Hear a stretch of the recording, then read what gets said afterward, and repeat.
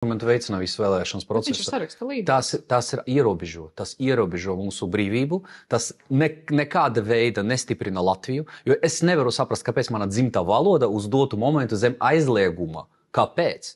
Tās manā skatījumā ir zemiski un pretīgi. Tāpēc krievu valoda uz dotu momentu ir cieši nepamatoti Latvija.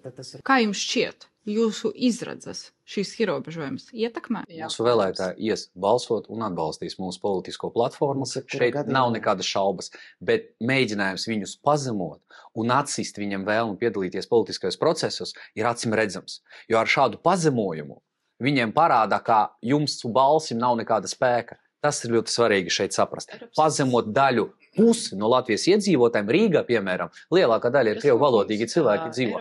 Pazemot daļu. Jānosaka krievu valoda kā viena no oficiāla Eiropas Savienības valodām. Viennozīmīgi. Kāpēc ne? Lai notiek.